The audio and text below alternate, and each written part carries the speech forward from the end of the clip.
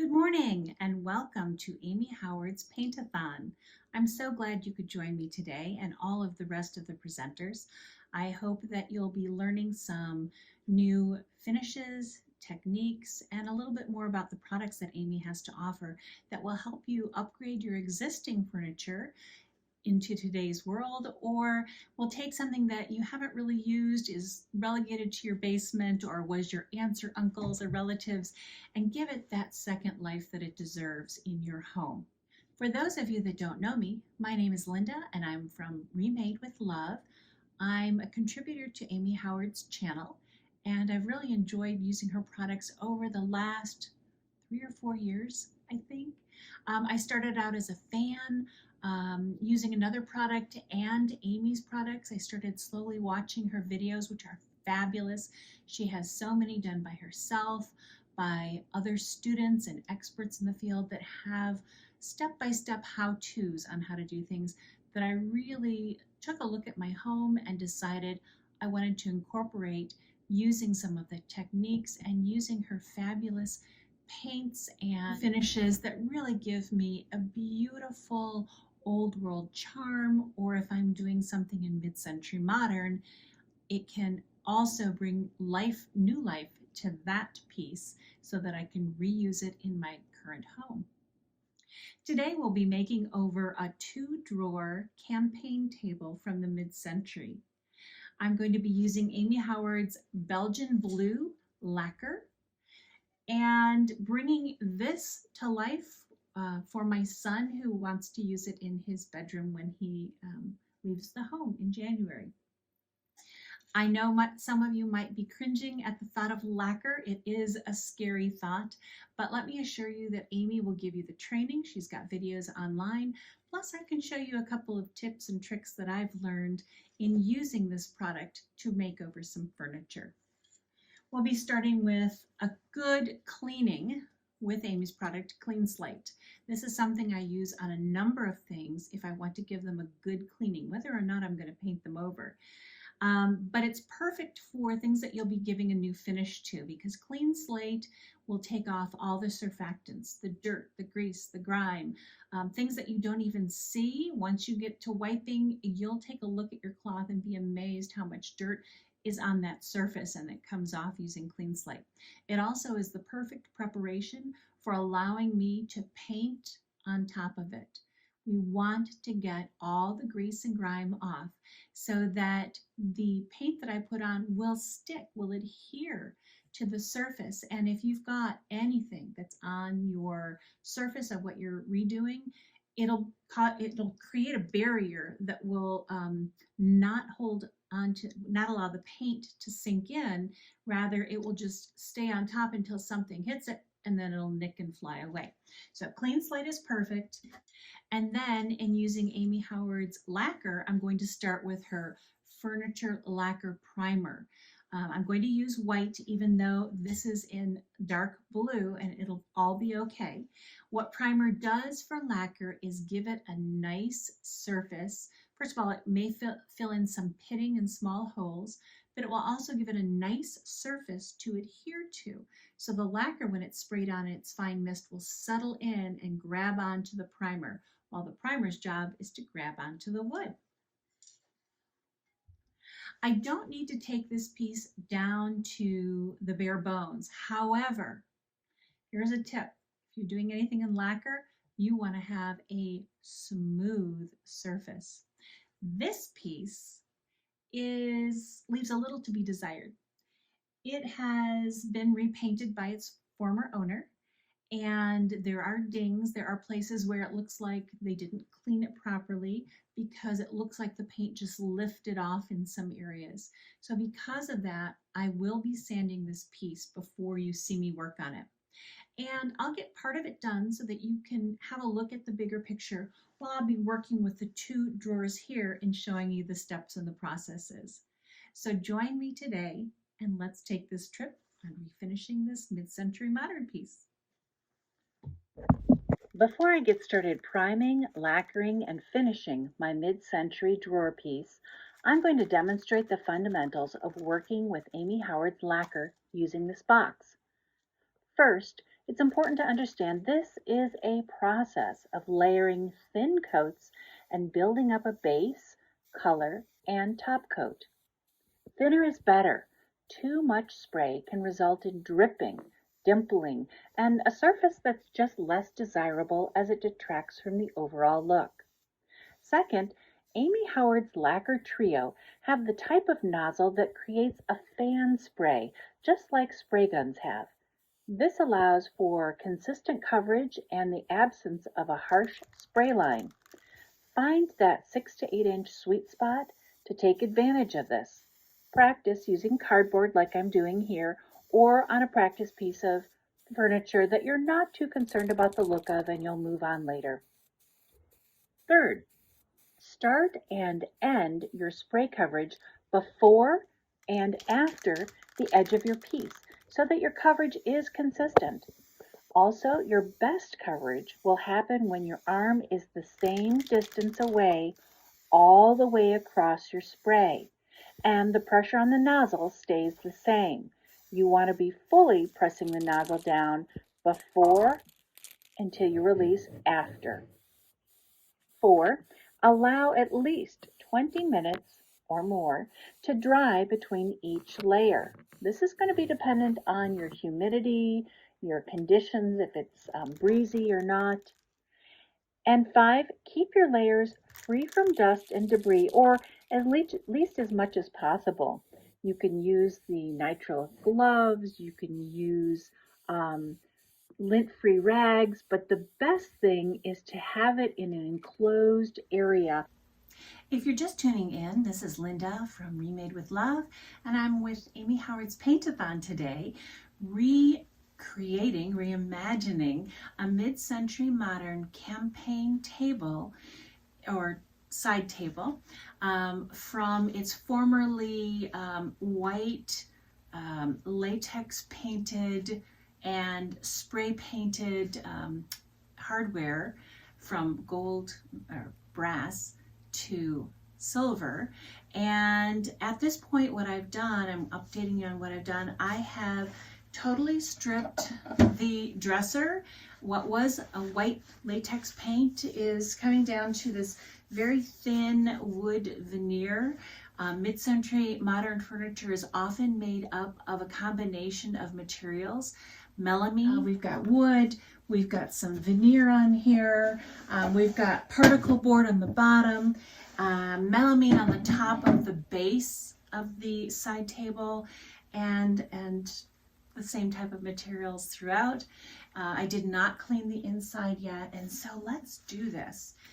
When I get done, shake out a little bit of clean slate and then go over everything here. It will not damage the wood or anything that I have gone ahead and repaired.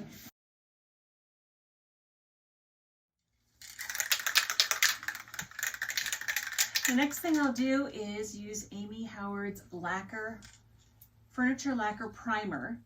You do need to shake it up, and just with her lacquer, it needs to be in a well-ventilated area.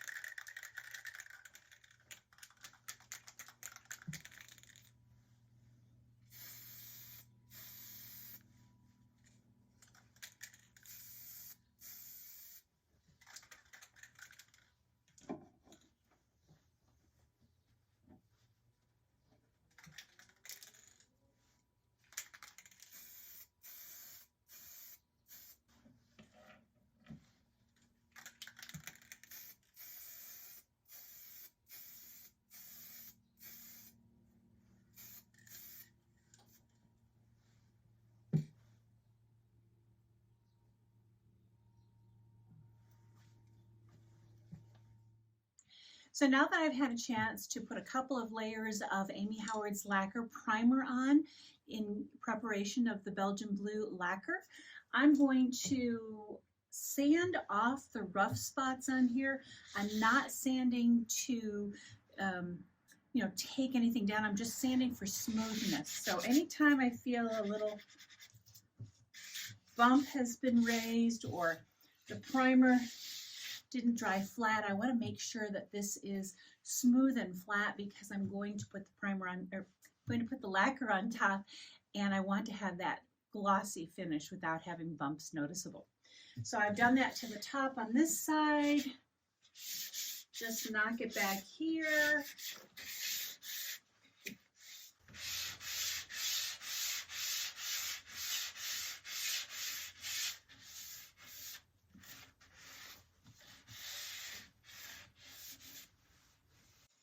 Of course, I'm going to feel it all. If it's, the front is the most important, the front and the top.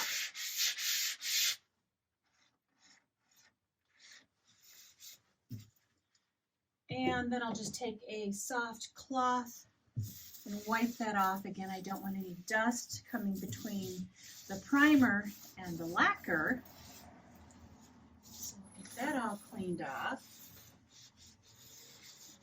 And I'm actually just going to do one at a time. So let's start with the Belgian blue.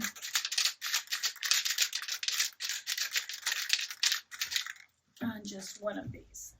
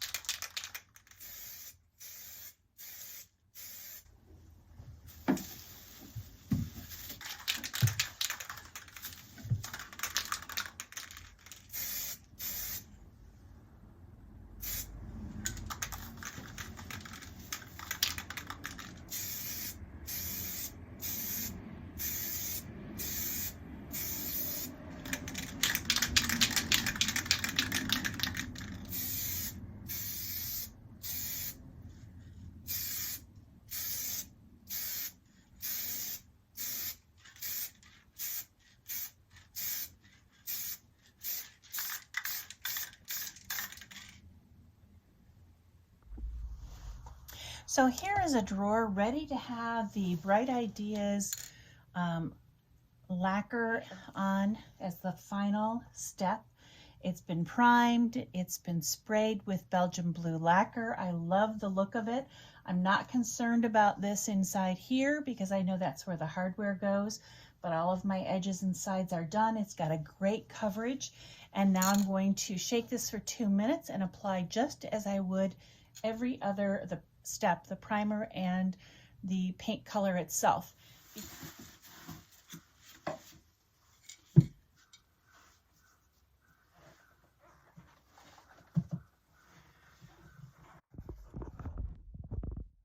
Another tip for you before we begin is I always wear nitrile gloves. It's really good to work with because sometimes you don't think that your hand has dust or dirt on it, and it does.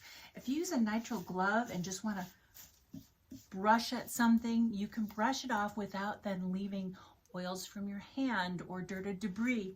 Also, if you have a truly lint-free cloth, go ahead and wipe your piece down before you spray layers. It's great. You don't want to trap anything in there, give it a bump, or heaven forbid, trap it at the end, especially with this gorgeous dark blue finish, and have white show up on there. So let's work with this piece.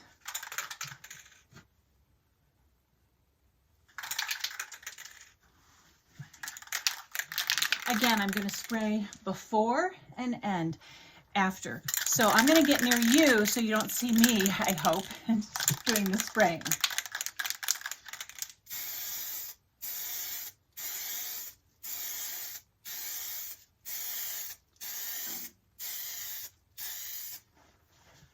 I'm going to let this dry about about 20 minutes. I'll come back and I'll do again 2, 3, at least 2, I like 3 to 4 layers of thin Bright Idea, the high gloss coating that you put on top of your lacquer finish to give it that shine.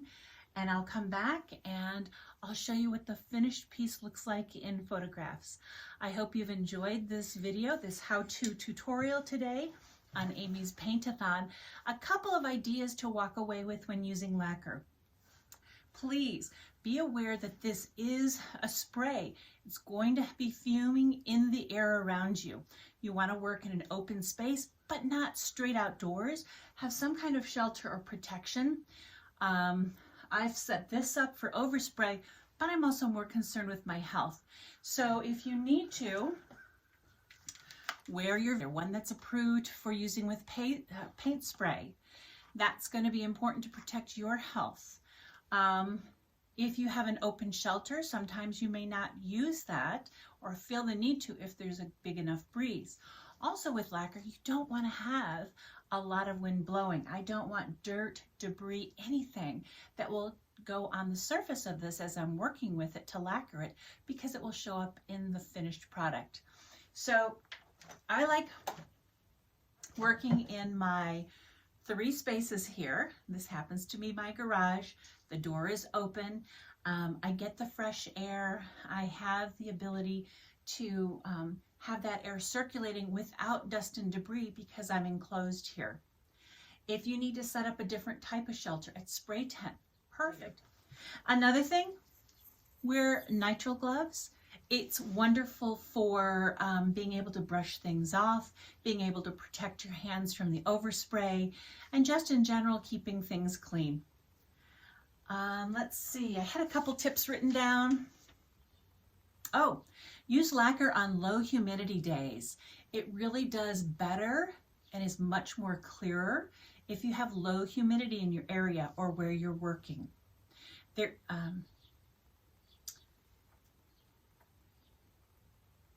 let's see. Oh, the number one thing, enjoy the process. This is not a quick one and done thing. This is going to be a labor of, I'm going to do it in little thin coatings. I'm going to be okay with it not being 100% covered on the first run. You don't want drips. You want to make this magic by working in many thin layers. So enjoy the process. Know that's what you're going into. I think it's really important to be able to spray, walk away, let dry for the full 20 minutes. That might be hard too, but the full 20 minutes will give you that base, then you can go ahead and build up on. And really enjoy the final product. Maybe if doing something this big is too big for you, work on something small. Do a lamp, do a picture frame, something that you want high gloss to pop in your room. It'll be perfect. Work on it and drop me a line. Tell me how you enjoyed not only the video, but if you've used the product. I want to know your success stories. I'd love to see pictures. So thank you for joining me once again. Enjoy the rest of the Paint-A-Thon. This is Linda from Remade with Love for Amy Howard's Paint-A-Thon.